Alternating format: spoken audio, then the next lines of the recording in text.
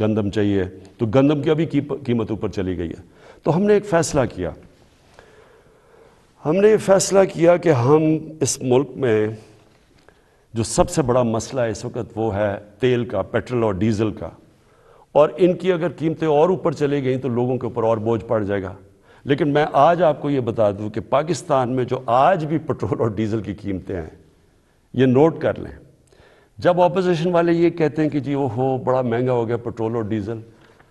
کب مجھے ذرا یہ بتائیں کہ وہ ان کے پاس اس کا کیا حال ہے؟ ہمیں باہر سے امپورٹ کرنا پڑتا ہے، تیل اوپر چلا جائے ہم اس کے بعد کیا کریں؟ یعنی اگر ان کے پاس کوئی حل ہے تو ہمیں بتا دیں، کیونکہ اس وقت بھی پاکستان دنیا کے 190 ملکوں میں سے 25ویں نمبر پہ ہے جدھر ابھی بھی ہمارا تیل اور پیٹرول اور ڈیزل سب سے کم بک رہا ہے۔ میں آپ کو ذرا بتا دوں کہ ترکی میں اس وقت ہمارا پاکستان میں 160 روپے لیٹر ہے، ہندوستان میں 260 روپے لیٹر ہے، بنگلہ دیش میں 185 روپے لیٹر ہے، ترکی میں 200 روپے لیٹر ہے۔ اور اگر ہم 70 ارب روپے کی ہر مہینے سبسڈی دیتے ہیں، یعنی گورنمنٹ سبسڈائز کرتی ہے، اگر ہم یہ نہ کریں 70 ارب روپے کا، تو آج پاکستان کے اندر پیٹرول ہو 220 روپے لیٹر کا۔ میرے پاس اوگرا کی سمری آئی، انہوں نے کہا کہ 10 روپے زیادہ آپ کو 1 لیٹر پیٹرول اور ڈیزل بڑھانا پڑے گا، کیونکہ دنیا میں تیل مہنگا ہو چکا ہے۔ تو میں آج آپ کے سامنے بڑی خوشخبری یہ سنانا چاہتا ہوں کہ بجائے 10 روپے بڑھانے کے ہم نے فیصلہ کیا ہے کہ 10 روپے پیٹرول اور ڈیزل کو آج ہم کم کر رہے ہیں۔ اب پھر سے میں آپ کو بتاؤں کہ بجلی 60% امپورٹڈ فیول سے بنتی ہے، جو میں آپ کو پہلے بتا چکا ہوں۔ جیسے باہر گیس مہنگی ہوتی ہے، کوئلہ مہنگا ہوتا ہے، تیل مہنگا ہوتا ہے، تو یہاں ہمارا جس کو کہتے ہیں فیول ایڈجسٹمنٹ چارج وہ بن جاتا ہے، ہماری بھی چیزیں اوپر چلی جاتی ہیں۔ ہم نے یہ بھی فیصلہ کیا کہ ہم اپنے لوگوں کو اب اس سے بچائیں گے۔ اگر ڈیمز بنا لیتے پہلے تو پاکستان کو تو بڑی سستی بجلی ملتی تھی، کیونکہ پانی سے جو بجلی بنانی ہے وہ ہمارے لیے ہمیں تو کوئی فرق ہی نہیں پڑتا کہ باہر مہنگائی ہو یا نہ ہو۔ لیکن کوئی ڈیمز نہیں بنائی، 50 سالوں میں پاکستان میں کوئی ڈیمز نہیں بنی۔ ہم 10 ڈیمز بنا رہے ہیں اب پاکستان میں، اور انشاءاللہ اگلے 5 سے 10 سالوں کے اندر یہ ساری ڈیمز آ جائیں گی، اور اس سے انشاءاللہ ہمیں اگر باہر قیمتیں بھی بڑھیں گی تو انشاءاللہ ہم بچ جائیں گے اس سے۔ تو میں بجلی کا اب ہم نے فیصلہ کیا ہے کہ 5 روپے یونٹ ہم بجلی کم کر رہے ہیں۔ 5 روپے یونٹ بجلی کم کرنے کا مطلب کہ 20% سے 50% آپ کے بجلی کے بل کم ہوں گے، اور یہ بھی ہم اس کے لیے سبسڈی اور بڑی محنت سے اور جگہ سے ہم نے سبسڈی نکالی ہے۔ اور میں یہ کیونکہ سب سے بڑا مسئلہ لوگوں کو ہوتا ہے بجلی اور پیٹرول اور ڈیزل، اس کی وجہ سے ساری چیزیں مہنگی ہو جاتی ہیں۔ تو ہم نے یہ فیصلہ کیا ہے کہ ہم اگلے بجٹ تک ان 2 چیزوں کے اوپر ہم اب کوئی اضافہ بھی نہیں کریں گے، اور اس سے پہلے ہم نے یہ ان کو کم بھی کر دیا۔ 5 روپے یونٹ بجلی اور 10 روپے بلکہ 20 روپے پورا بنتا ہے پیٹرول اور ڈیزل کا۔ پھر ہم نے احساس پروگرام کی، جو نچلے طبقے کے اوپر جو ہم 12,000 روپے دیتے تھے، جو 80 لاکھ خاندان کو ہم دیتے ہیں، اس کو ہم نے 12,000 سے 14,000 پہ کر دیا۔ پھر ہم نے ایک اور کام کیا نوجوانوں کے لیے، جو گریجویٹس ہیں، جس نے BA کی ہوئی ہے، جس کے پاس نوکری نہیں ہے، ہم نے فیصلہ کیا کہ ہم ان کو انٹرنشپ دلوائیں گے۔ 30,000 روپے جو بھی گریجویٹ ہوگا اس کو کہیں انٹرنشپ دلوائیں گے تاکہ ان کو کم از کم کوئی پیسہ ملے۔ پھر ہم نے اسکالرشپس کا میں آپ کو بتا دوں 26 لاکھ ہم نے اسکالرشپس ہم صوبے جو ہمارے نیچے صوبے ہیں اور جو سینٹر ہے، اور اس کے اوپر 38 ارب روپیہ ہم خرچ کر رہے ہیں۔ یہ اب پرائم منسٹر کے جو پورٹل ہے اس کے اوپر اب سارا کنٹرول ہوگا، سارے میرٹ کے اوپر ہم خود چیک کریں گے، پوری کمیٹی بنائی ہوئی ہے اکیڈمکس کی، میرٹ پہ ملیں گے، اور کوئی بھی کسی کو مسئلہ ہوگا وہ اس پورٹل کے اوپر آئے گا۔ لیکن پھر اب جو IT سیکٹر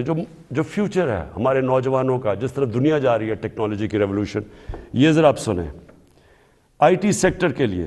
اس میں IT کمپنیز بھی ہیں اور فری لانسرز بھی ہیں۔ پہلی چیز، ان کو 100% ہم نے ٹیکس معاف کر دیا۔ پھر سے سن لیں، آئی ٹی سیکٹر کے اوپر چاہے وہ کمپنیز ہیں یا فری لانسرز ہیں، 100% ان کو ہم نے ٹیکس پہ چھوٹ دے دی ہے۔ دوسری چیز، فورن ایکسچینج، اب تک ان کا ہم نے کوئی کنڈیشنز لگائی ہوئی تھی کہ اتنا فورن ایکسچینج آپ کو پاکستان میں رکھنا ہے، ہم نے مکمل طور پہ 100% فورن ایکسچینج پہ ان کو چھوٹ دے دی ہے کہ یہ چاہے کوئی اس کے اوپر ریسٹرکشن نہیں ہے، باہر لے جائیں اندر لے آئیں، 100% اب فورن ایکسچینج کی موومنٹ ان کے ہاتھ میں ہے، یعنی ہم نے ریسٹرکشن ساری ختم کر دی ہے۔ اور تیسری چیز، جو سٹارٹ اپس ہیں، جو بھی آئی ٹی کی سٹارٹ اپس ہیں، ان کو 100% ہم نے کیپٹل گینز ٹیکس سے ختم کر دیا، یعنی ان کا ٹیکس ختم کر دیا سارے سٹارٹ اپس کا، جو کیپٹل گینز ٹیکس ہے۔ اس کے بعد انڈسٹریل پالیسی، اب یہ بھی پہلے ہم نے کنسٹرکشن پالیسی لے کے آئے تھے جس کی وجہ سے کنسٹرکشن میں پاکستان میں اٹھ گیا، اب ہم لے کے آ رہے ہیں آپ کے لیے انڈسٹریل پالیسی۔ انڈسٹریل پالیسی میں ہم کیا کر رہے ہیں کہ جو بھی انڈسٹری لگائے گا، جو بھی پیسے لگائے گا انڈسٹری کے اندر، اس سے کوئی سوال نہیں پوچھے جائیں گے۔ یہ ہم نے کنسٹرکشن میں بھی شروع میں یہ کیا تھا۔ اور جو سکھ انڈسٹری ہے اس کی ریوائول کے لیے، اس کے لیے ہم آپ کے سامنے پورا پروگرام ہے، ان کے لیے ٹیکس کی چھوٹ دیں گے ان کو۔ اس کے ساتھ انشاءاللہ کل میں لاہور کے اندر آپ کو پورا انڈسٹریل پالیسی کا پورا پیکج دے دوں گا۔ اور پھر تیسری چیز، جو اوورسیز پاکستانیز ہیں، جب بھی وہ پاکستان کی انڈسٹری میں انویسٹ کریں گے یا وہ پاکستان کے انڈسٹریلس کے ساتھ جوائنٹ وینچر کریں گے، ان کو 5 سال کا ٹیکس ہالیڈے ہم نے کر دیا، 5 سال تک کوئی ٹیکس نہیں دیں گے۔ پھر ہمارا کامیاب پاکستان پروگرام ہے، سود کے بغیر قرضے دیں گے بزنس شروع کرنے کے لیے نوجوانوں کو، سود کے بغیر کسانوں کو دیں گے قرضے، سود کے بغیر وہ اپنی زمین پہ پیسہ خرچ کر رہے ہیں، اور پھر سستا سبسڈائز، بالکل جو غریب لوگ اپنا گھر بنانا چاہتے ہیں ان کو بالکل سستا قرضہ دیں گے۔ پھر اور یہ 407 ارب روپے کے قرضے ہیں جو یہ ان 3 ایریاز میں جائیں گے، لو کاسٹ ہاؤسنگ، گھروں کے لیے، کسانوں کے لیے اور بزنس کرنے کے لیے شہروں میں 407 ارب کے قرضے یہ اگلے 2 سال میں ہم دیں گے۔ پھر آخری 2 چیزیں، مجھے بڑا فخر ہے کہ ہم نے بڑی مشکلوں سے پاکستان میں بینکوں کو راضی کیا، ان کے لیے ان کے سارے جو آسانیاں پیدا کی، سبسڈائز کیا کہ بینکس چھوٹے لوگوں کو قرضے دیں۔ ابھی تک تنخواہ دار لوگ وہ ابھی تک ان کو بینک قرضے نہیں دیتے تھے، کمزور